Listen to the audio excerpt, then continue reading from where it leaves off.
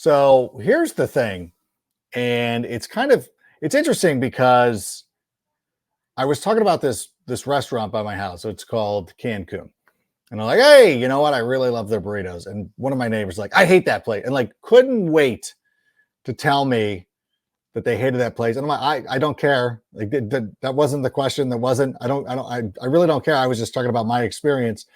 And it's very similar with what we get with preseason football is we can sit here and we can watch Caleb Williams do some amazing things. And I think that even though somebody like me is a huge meatball and just wants to run and get a lot of wind in their jaw and celebrate everything that's going on, I understand that we're still a ways away from the Super Bowl. I don't need people to be like third string.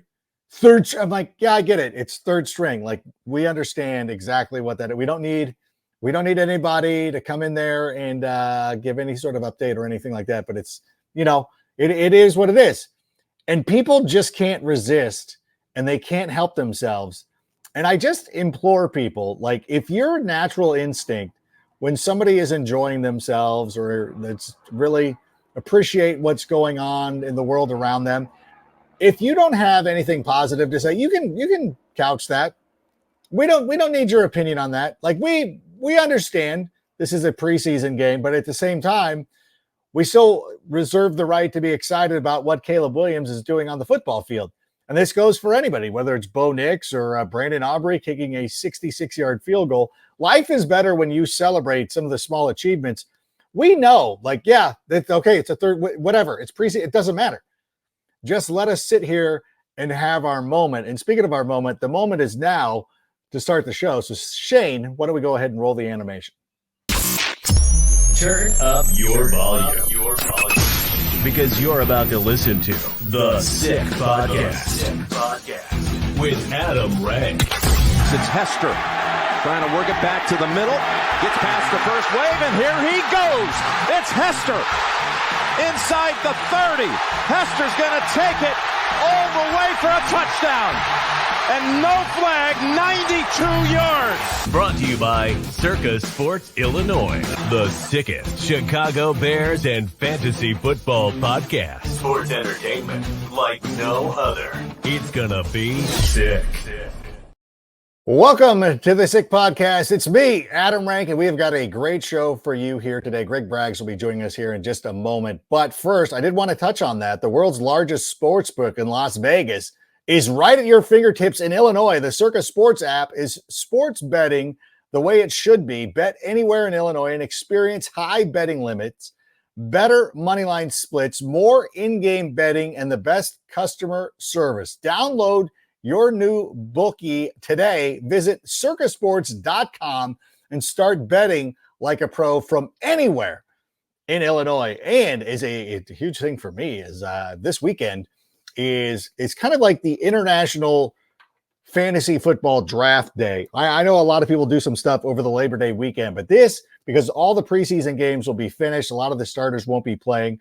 This is a great time to get after it. I will be out at Circa in Las Vegas, flying in from Long Beach on Saturday morning, flying in, doing a real quick blitzkrieg and sitting there doing my thing and then getting the heck out of there. I might even try to do a standby on Saturday night, but we'll see how that goes. But listen, that's something to look forward to. I want to take a look back at the weekend it was. And to do that, I'm going to bring in the newest member of the Sick team. It is Greg Braggs, who you also see on CHGO, who's done a lot of great work going out to practice, breaking down Hard Knocks, doing all sorts of things. He is on Twitter all the time, hosting spaces, being in spaces. Greg, I saw one of your many, many tweets. The one that really struck me, I believe it was last night, where you said it was hard to go to sleep because the Bears have a quarterback. How are we feeling about Caleb Williams right now? Yeah, well, I'm trying to contain myself. We knew this was coming. This probably is the most predictable thing to happen to me. Where I said I was going to be grounded and, I wasn't going to get over my skis and learn my lesson from last year where I'm writing checks that don't get cashed in the regular season. But you know what? Those other years where I got it wrong, that was a joke. Okay. Yeah. Now we're serious, Adam. It's serious time. And yeah, I'm going to have a hard time. I look at those first 9 games and the meatball in me is going to have a really hard time not picking them to start 8-1. I can't help it. Caleb Williams looks so good. And I understand there's still a long road of development to take place. He's not perfect. You can go back to that game against the Bengals, like you said, against backups and all that, and see that the operation wasn't clean on the first 3 series, whatever.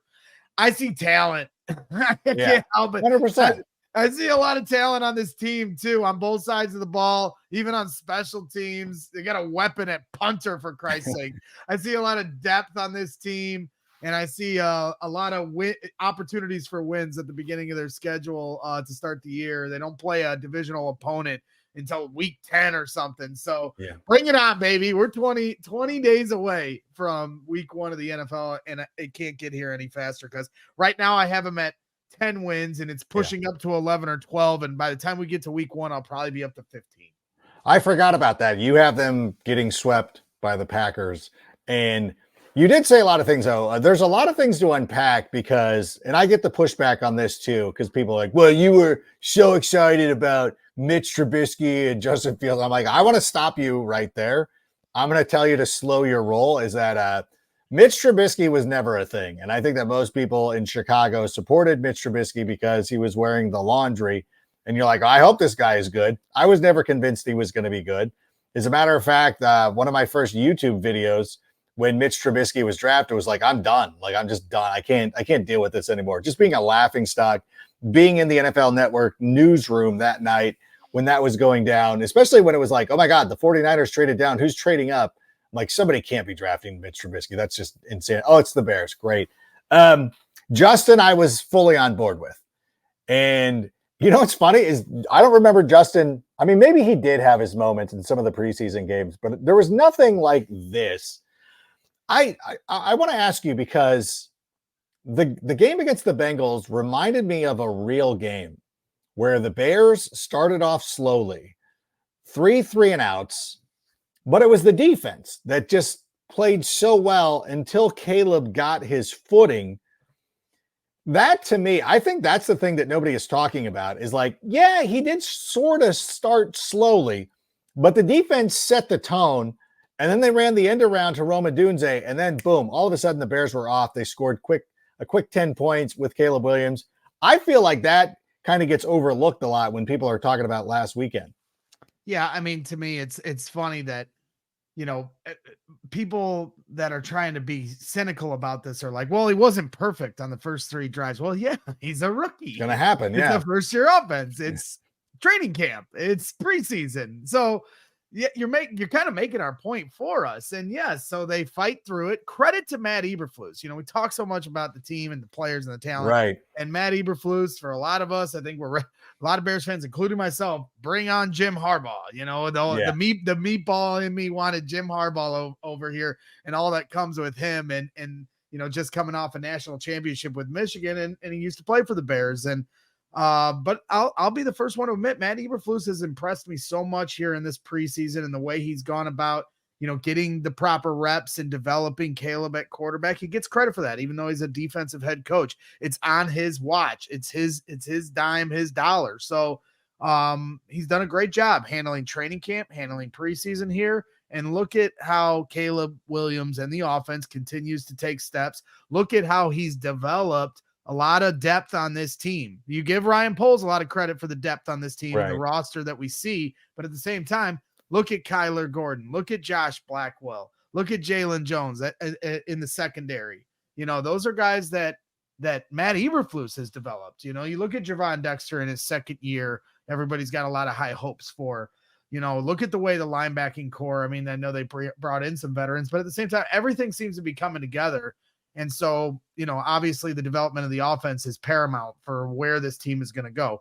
And when you bring up Justin Fields and Mitch Trubisky, it's interesting because Saturday kind of felt like an alternate universe. Yeah. You know, where you're watching Caleb Williams at noon, and then I get home that night, and Mitch Trubisky and Justin Fields are facing off against each other on NFL Network. And I'm just like, when you just talk about the journey of what we've been through as Bears fans, And now we're all of a sudden here when Caleb Williams rolled out of the pocket and shook that defender and fired a laser to Rome Odunze in the corner. I was sitting in the CHGO Sports Studios. My instant reaction was to put my hands in my face. And I just said, I can't believe it. I can't believe it. After all these years of going through all that stuff, like you talked about, and then all these months since November, knowing that this moment of Caleb Williams becoming a Bear was going to be a reality at some point. And now it's here. And it's just so cool to see. And I simply just can't believe it. I think I've said that 500 times since Saturday. It's exciting as Bears fans. We've been waiting a long time for something like this, and we're all hoping it just keeps getting better and better. Yeah, I think that's one of the biggest things that the difference is between those two quarterbacks who are playing on Saturday night and the one who is playing on Saturday morning is I know it's a real lazy parallel for casuals to come up with. There's somebody who doesn't follow the Chicago Bears being like all Bears quarterbacks suck, and that's just the way you're conditioned to think. Right. You can't look at the way he throws the football and be like, and you have to understand, like, I don't know how to explain it to you. Like, I feel like you went to your kids, sixth grade recital where some kids playing chopsticks on the piano. Mm-hmm. And then that evening you went to go see Iron Maiden. Like, it's just completely different things. They're both playing music, but it's completely different. Like, it's something that and for Bears fans, we've tried to reason like this kid playing chopsticks is actually pretty good. Right. Now we don't have to pretend, we don't have to fake it.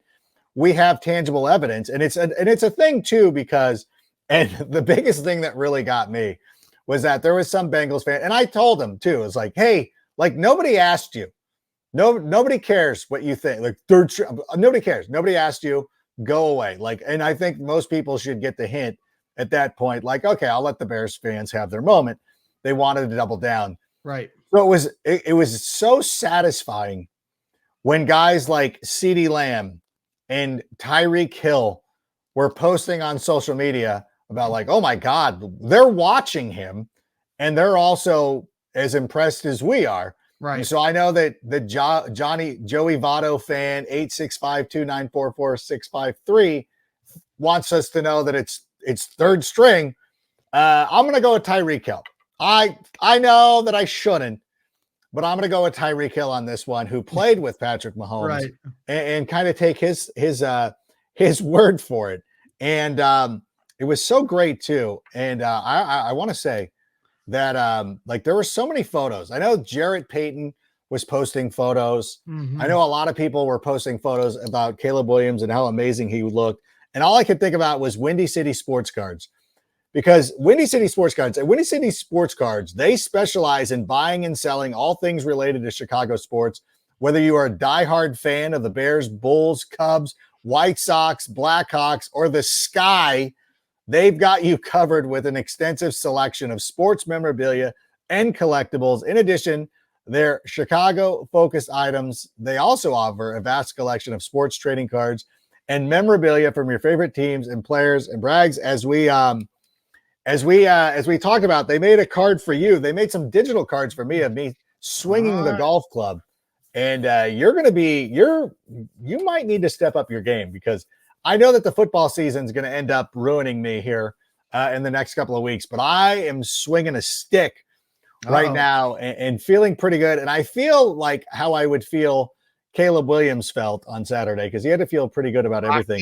You're locked in, huh? Let me ask you this question though, before we get derailed with golf talk, which we could easily do. But of the Caleb Williams plays, mm-hmm. whether it was the actual completion to Rome Odunze, whether it was the pass to Tyler Scott, the scramble for a touchdown, or the pass to Rome Odunze where he stepped out of bounds, of those plays, and they were all remarkable, which one of those plays got you the most excited to be like, you know what?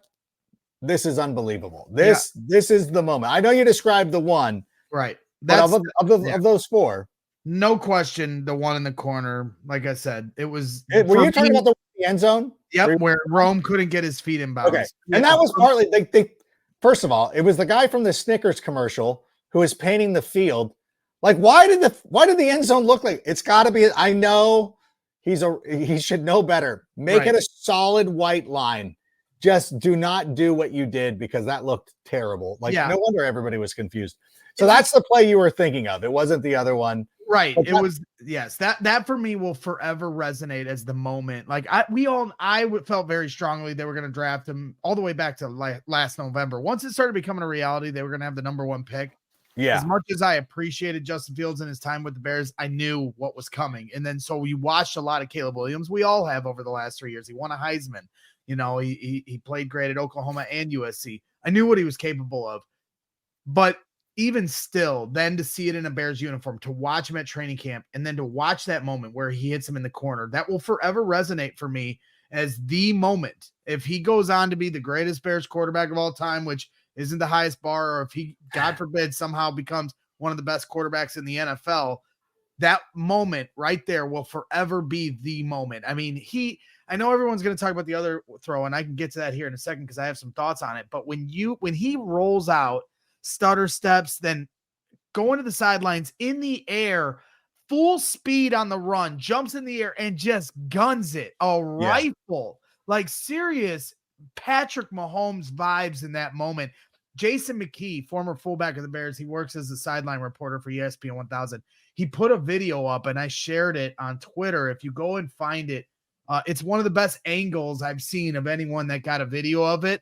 Mm-hmm. And there's this guy that works for the NFL on the sidelines. And as Jason McKee kind of pans back as the video ends, this guy's like, and that's what I mean. I think, like, I put it in one of my articles we talked about. I go, I think everybody on the field, as soon as he completed that pass, was like, holy crap. Like, that was unreal. And so that for me will forever be the moment. When you talk about the other one to Roma Dunze, that was unbelievable. Rolls out of the pocket, spins out, throwing, like, as he's trailing backwards, this little, like, I mean, I compared it to Steph Curry from half court, you know, like that's what it felt like. And then he like kind of travels back like 8 feet, 8 steps, like the way Steph would on like this fadeaway half court 3-pointer for no damn reason. Like this is what he has inside of him. And it's so exciting to watch as a Bears fan. There's going to be so much more of those wow moments to come. Yeah. And then, so of course, then even Bears fans were like, well, I would like to see a little bit more in structure. I'm like, I honestly sort of don't care. Like, I don't give a damn. I think that is going to be something he has to learn and work through. Patrick Mahomes has also had to work through some of those things. You know, he obviously is trying to find the home run.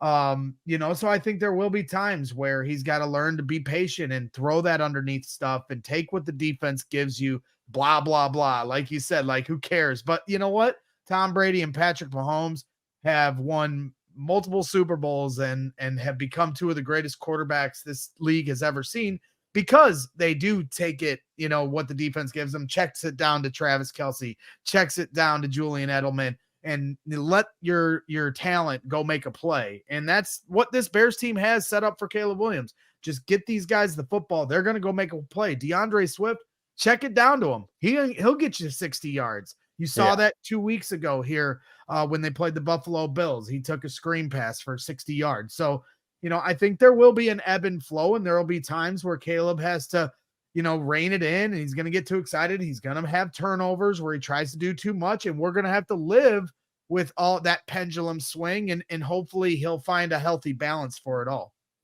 But I will point out that when Tom Brady had Randy Moss, he was getting after it.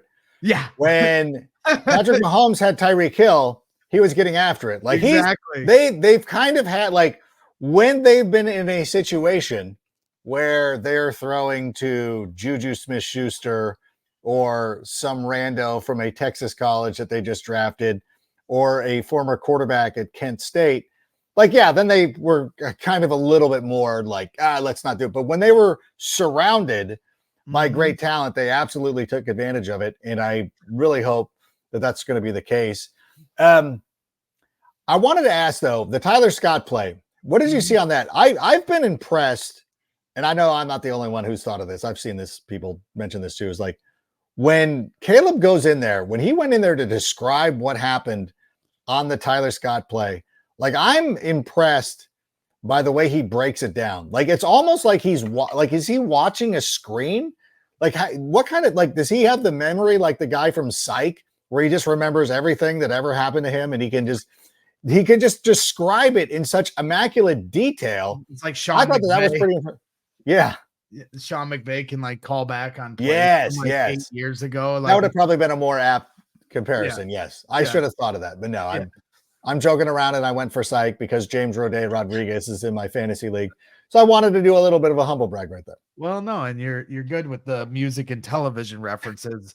Meatball only know football over here. Yeah. So Well, you don't know John Favreau movies. Yeah, you're a man of culture. Exactly. If I'm not watching Made on repeat every night, which That I is did my watch, favorite thing of all time. I'm so mad I didn't think of that. Ricky Slade, baby. What a great shtick. And what's funny is I think you probably actually mean it. I wouldn't mean it, but I so like, I'm not kidding. By November, that is going to be my take, and we're going to be joking. Patrick's going to be writing me about that on Fantasy Live. And at some point I might give you credit, but probably not, because I just think it's so ludicrous. It's hilarious. Ricky Slade, baby. He's like, hey, I'll watch that movie again. I know it's troubling with P. Diddy, but I still want to go back and watch it. Yeah, I know that's unfortunate for sure. But when they let Screech into the club and Vince Vaughn can't get in the club, and Vince Vaughn completely loses his mind, he's like, "Oh, show me where Screech is on the list." It's great moment. So, so going back to where we were, I kind of lost my train of thought because now I'm thinking about Made. He was, but the way Caleb was breaking down the Tyler Scott play. Yeah, the recollection. That's right. The quick memory. I'm showing that I don't have one like Caleb Williams here. But yes, on that play, it's interesting because, he throws the deep ball to Tyler Scott. It feels like it's a bit off target because Tyler kind of had to trail back to his left shoulder to try to track the ball. And then obviously he gets horse collared. They get the flag. But if you watched JT O'Sullivan, from quarterback school, who everybody, watches his, quarterback breakdowns and then runs with what he says as gospel. And he's really, really good. I mean, he's taught me to be a smarter fan with what I'm trying to understand. I'm a Tim Jenkins guy, but we all, and Chase Daniel. Yeah. Former Bear, by the way. Chase Daniel, Jenkins, JT O'Sullivan, they all do such a great job of explaining it in a way that helps someone like me understand the game at a higher level.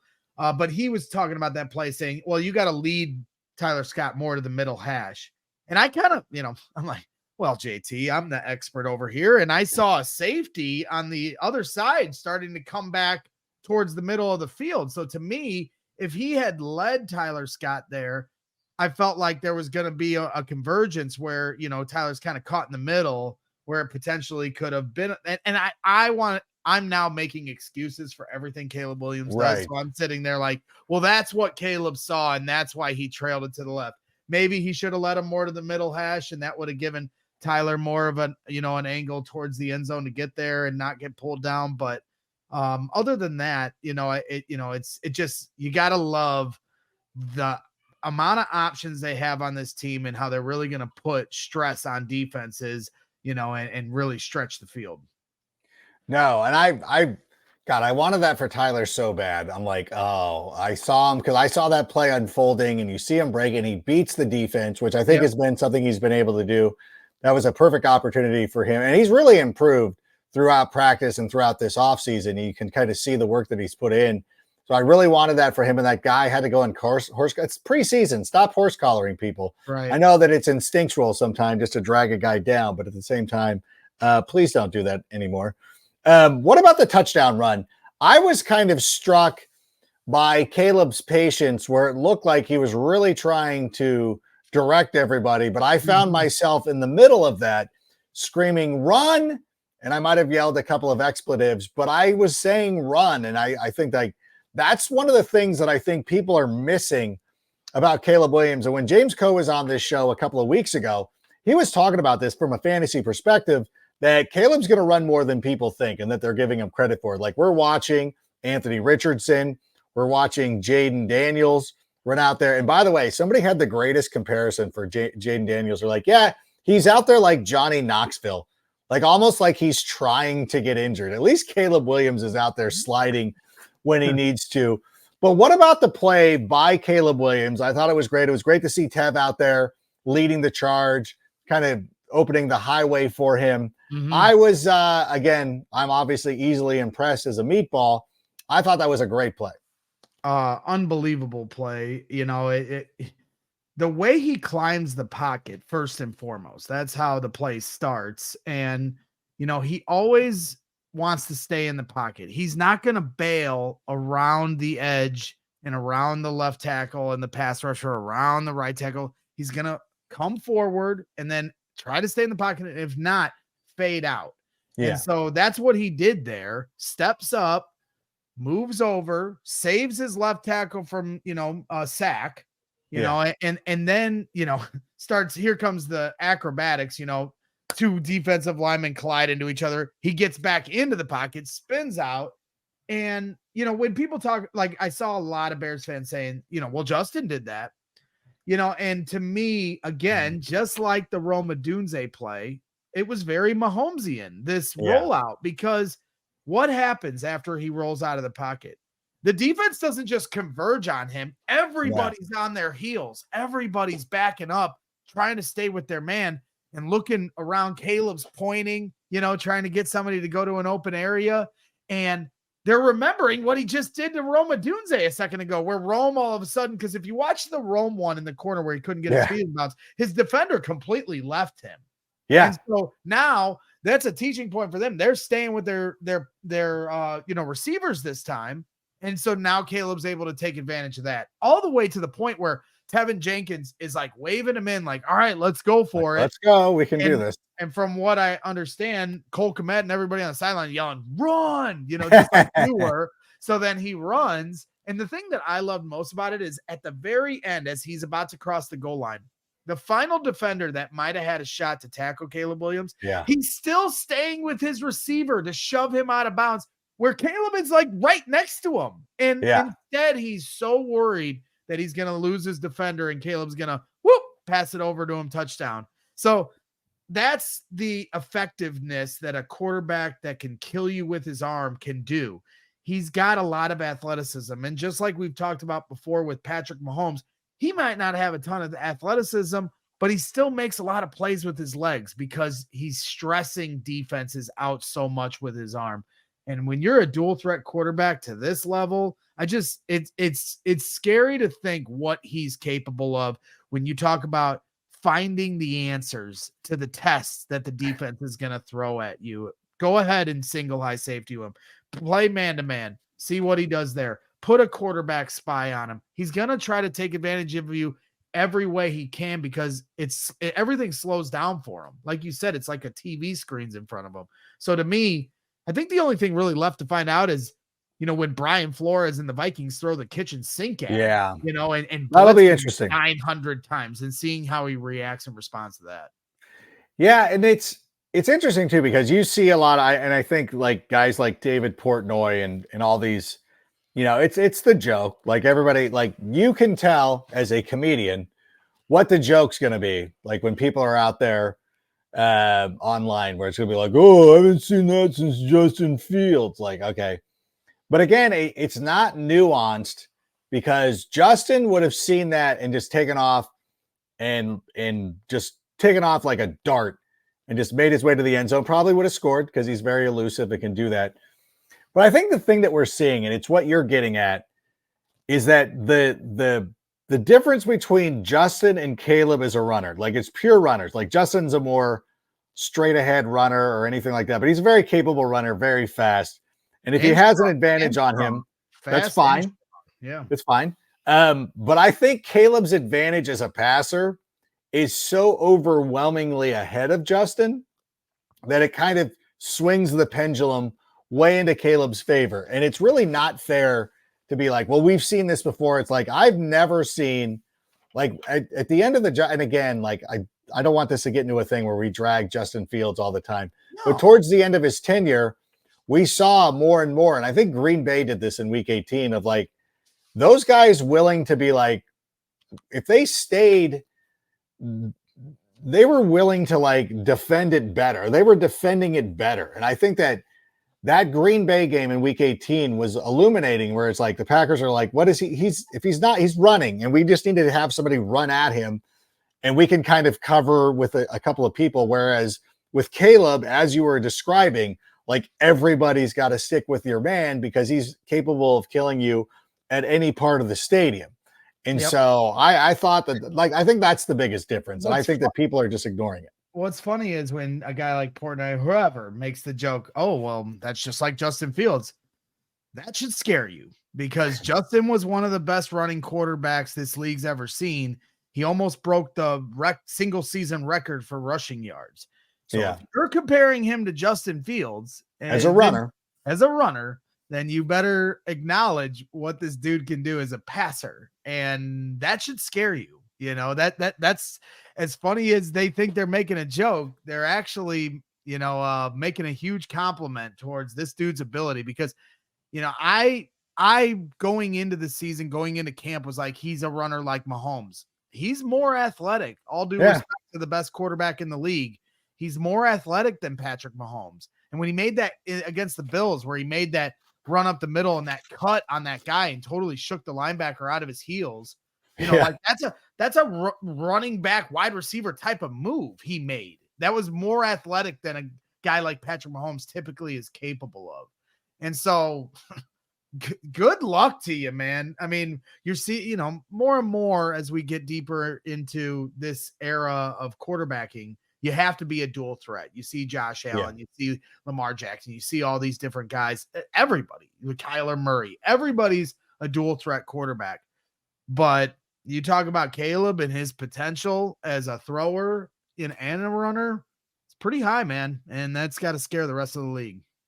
Yeah, it's like one of those things they used to describe baseball players with, like runs like, Mays, hits like, or whatever it is, something like that. I think I saw that in Major League. Yep. Like if his comp goes from like, oh, he runs and throws like Patrick Mahomes to runs like Fields, throws like Mahomes, that might be the deadliest combination of any quarterback that we've ever seen. And you can start printing up the t-shirts of them and then the homage and all that stuff. And speaking of homage, some of the best sports shirts you can get out there are Homage. Homage specializes in ultra comfy, high quality looks, repping sports, pop culture, and more legendary moments. Learn more about Homage with the link in the description. Yeah, Homage is going to be sending me out a couple of shirts. They got some cool shirts coming out. Their sweatshirts are actually pretty nice as well. I got an Angels one, and I asked them for another one because I needed a maroon one for when I'm coaching soccer this fall. Got to be represented and everything like that. So it is kind of a nice compliment to have to all these guys. They didn't mean it this way, but it actually comes off like a compliment. Now, you were at Bears practice today. Oh, you know what I got to ask you about? What is the deal with Keenan Allen? I was at practice where were we out there? 2 weeks ago, a week ago? Like, oh, time is running. Yeah. I don't remember looking at Keenan Allen and being like, oh, he's ballooned up. Like, I didn't think anything of it. Like, what are we just looking for things now with Keenan Allen or anybody? I mean, to my recollection, I haven't seen Keenan Allen at the local Taco Bells with me. So I don't know where, essentially where this came from was Albert Breer put out a report saying, DeAndre Swift had come in weighing less than he did last year. And then he cited the receiving room having big targets. And then he said, Roma Dunze's at 215, DJ Moore's at 220, and Keenan Allen's at 230. And everybody was like, wait a minute, that's a lot of weight. And I'm like, well, slow down. That's not a lot of weight. I weigh around that. Chill out there. Yeah. And I put that on Twitter last night. I'm like, well, if people think Keenan Allen is fat, what does that make me? Come on, guys, relax. I get he's a professional athlete, so it's tongue in cheek, but to me, it's silly. And then again, giving more shout outs to the quarterback school, JT O'Sullivan, he does a breakdown. This is part of why there's like gasoline on this fire.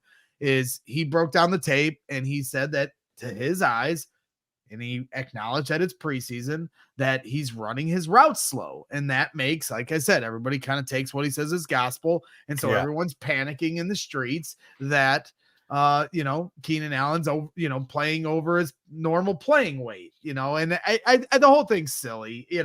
He's been playing very well at camp. He's a welcomed addition to that locker room. Jaylen Johnson, you saw it on Hard Knocks, has given him all the business he possibly can. But, oh, by the way, when the Bengals came to training camp at Hallis Hall, T. Higgins couldn't get off Jaylen Johnson either. Nobody can get off Jaylen Johnson right now. He's primed to maybe have the best year of any cornerback in the league. So do you think it was such a blessing? Like last year, and I know my coworker, Patrick Claybon, doesn't believe in motivation or momentum or anything like that. It's fascinating. But but clearly when these guys have something to play for, like it always goes back to me, the old Macho Man Savage. Macho Man Savage was always believable because even though he was not as tall as a lot of the other wrestlers, he seemed so pissed off that you're like, I believe he could beat Andre the Giant because he's just this guy who's just got all this energy. And I think that players thrive off this. And last season, Jaylen Johnson is playing for a contract and is really like, okay, he's got to go out there and do that. I really believe that not being in the top 100 is now the new thing for Jaylen Johnson to be like, oh, I'll show these mothers who's not in the top 100. And now he's locking people down. Yeah, no. Hey, they left DJ Moore and Jaylen Johnson out of the top 100. Good. Yeah. Piss those guys off, and have them playing with the chip on their shoulder going into this year. I agree with you. I think they absolutely will be. And it's, it's a shame they didn't get the recognition from their peers because that's voted by the players. Yeah. But at the same time, I think they're going to get it this year because the Bears are going to be, a blockbuster ticket. Everybody's going to be trying to line up to watch the Chicago Bears show this year. Week 2, when they play the Texans on primetime in Houston, I think is going to be a bit of a coming out party for the national stage. I know they're on Hard Knocks, but you got to have HBO to be able to watch it. I know most people do, but I don't know if people really realize just how this train's going to get a rolling here fast. And that's why I said, I just think this team's primed for a fast start. So, overall, I'm excited for those guys, but going back to Keenan Allen, dude's a tremendous route runner.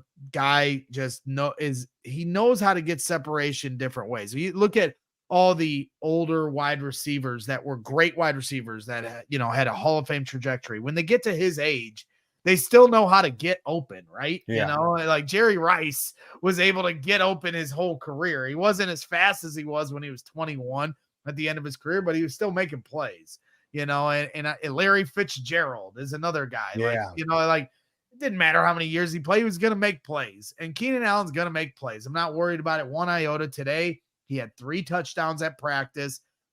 Each time, great routes. First one was a slant route. Caleb Williams just fires a rocket to him to the right side. The third one was a skinny post route to the right side. Again, Caleb Williams fires it to the right side. The second one, though, was my favorite play of the day. Why? Because it was exactly like the Roma Dunze touchdown in the corner on Saturday where Rome couldn't. It was the exact same play. Fake pitch left. Caleb rolls out right. A pass rusher comes up in his face. He makes a little stutter step, goes around the pass rusher, but instead of throwing to the corner this time, because all the defenders started fading towards the sidelines and the corner, the next guy coming over on the crossing route was Keenan Allen, and he fires a bullet in stride as Keenan comes open into this zone, this opening in the moment, and Keenan had to make a little bit of adjustment because he's on the move. Caleb tries to put it on. Touchdown. I mean, we're not used to this here in Chicago, people. It's not normal. Yeah. Who was the last? I mean, I hate dragging our previous quarterbacks from Jay Cutler would make plays like that, but still 100%. It is a new experience. And with a rookie and a guy who's as locked in and embracing everything, I think that's one of the cool things too about Caleb is like how much he has ingratiated himself into the culture of Chicago. Sure. And really is a huge part of it. As Jay Cutler didn't get super popular until he was on his wife's reality TV show. We're like, oh, where was this Jay when he was playing for the Chicago Bears? We saw an extended bit of Caleb Williams on Saturday. And again, kudos to Matt Eberflus for not punting after the first 3 series were miserable. I was ready to go into a bunker because I'm like, oh, this is great. We had no first downs. Simone Biles is wearing a Packers jacket. Oh God, I gotta talk about this for a second. You guys, we gotta cut Simone a little bit of slack. She's an Olympic gold medalist. She is a hero of this country. When Jonathan Owen signed with the Bears, her first couple of posts were like, I've always loved Chicago. I can't wait to take a direct flight to see my husband play. That is grade A, just shade that she was immediately throwing out onto Green Bay. I have to throw the flag on somebody, whether it's Jonathan himself or whomever, be like, hey, you might not understand, but you probably shouldn't wear that jacket. She needs to be advised on this. She's out there winning gold medals for this country. She might not be as nuanced on the rivalries as the rest of us. And you'd better believe, especially this week on Hard Knocks, that she just bought herself another 10 minutes on Hard Knocks, not intentionally, but like Ryan Poles is probably going to drive a jacket to her house to make sure that this never happens. Can we just cut her a little bit of a break? I know that you wanted to take away one of her gold medals. Can we stop? Can we just give her just a touch of a break? Well, she's got so many gold medals. She won't miss one of them. I mean, good Lord. So, of course, all of it's tongue in cheek. We get it, but, like you're on sacred grounds there at the Soldier Field. And we know George McCaskey takes that Bears-Packers rivalry seriously. So if I had to guess, the person that's going to be delivering that jacket to her house will be George McCaskey, because he is serious about that rivalry dating back to his dad and grandpa and his whole family lineage. George Halas would not be playing that. Although, I think most people don't realize that George Halas is the reason that the Packers are an organization, and they were about to go under, and George Halas flipped the bill to make sure they could keep their head above water and keep the lights on in Green Bay. So, there's a lot of history there with the rivalry, and Simone's, yes, just supporting her husband. It's all jokes. We're having fun with her, and we're excited that she's on our side now. But yes, we need somebody to hook her up with some threads. She will be. I'm not worried about that. I'm sleeping easy when it comes to that. And speaking of sleeping easy, Manta sleep masks are the way to go. It's the only mask designed and optimized for the deepest possible sleep in any environment. 100% blackout for deeper sleep, infinitely adjustable for personalized fit and absolute comfort. Visit mantasleep.com and use the code SICKBEARS for 10% off.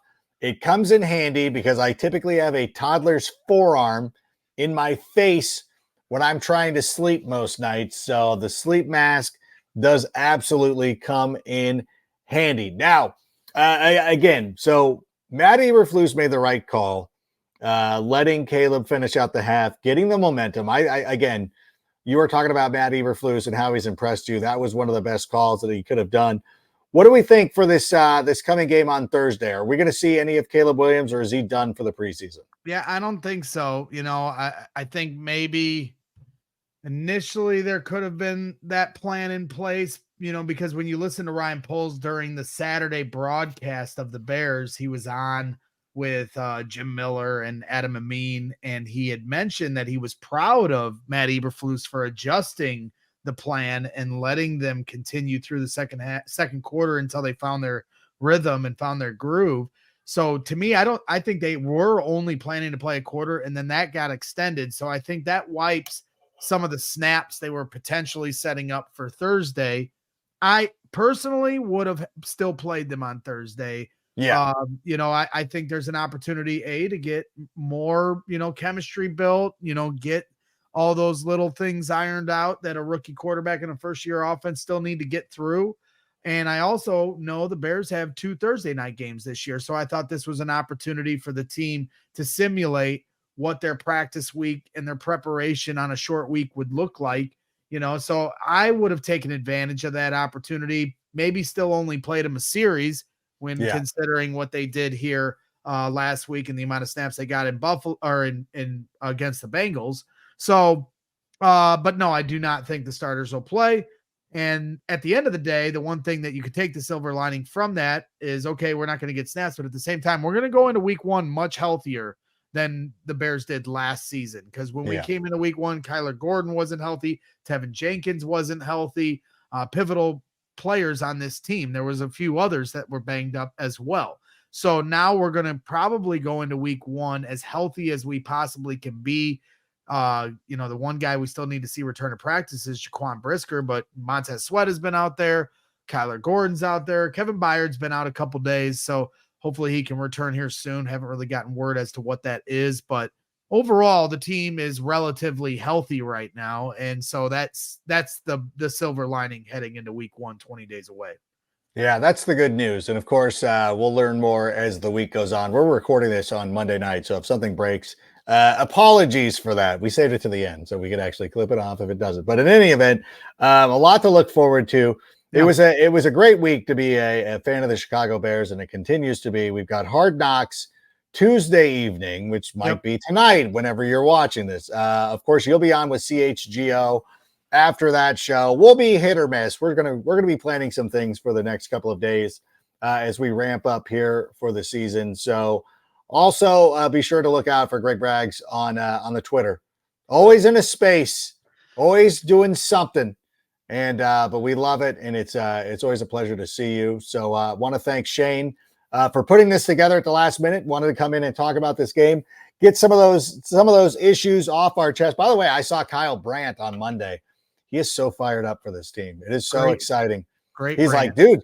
He's like, it was funny because he was talking, and I probably shouldn't, but he was talking about like it's been tough, transitioning from your show going from New York to Los Angeles is a big thing. But he said, you know what? He's like, I'm so excited for Caleb Williams. It's really helping me through this transition. So it's really helping out all sorts of people. Hopefully we can get Kyle on the show at some point and talk to him. Kyle Brandt, the king of the rant. Yes. He's great. He's great. That's the right. rant he had earlier today that was making its way around the Twitter sphere. I think we can all relate to, like, hey, don't be a wet blanket. Don't rain on our parade. You want to be cynical over there, like you said to start the show, go ahead and be cynical. You don't like Deadpool? Well, I thought it was great. And I don't care if you want to pick it apart. I like the movie, okay? So no, it's true. And it's the way that people should do that. And it's the way that we should approach things. And so in any event, that's it. That's all we got. So in any event, thanks everybody for being here. Appreciate you. Watch Bragg's late night on Tuesday night. We'll be back here later this week with another guest. Until that time, for Shane and Greg, I'm Adam. Bear down and go ahead and play us out. And that's a wrap. Hope you don't miss us too much until next time. Follow the Sick Podcast with Adam Rank on YouTube, Instagram, Facebook, Google Play, and Apple Podcasts. Brought to you by Circa Sports Illinois.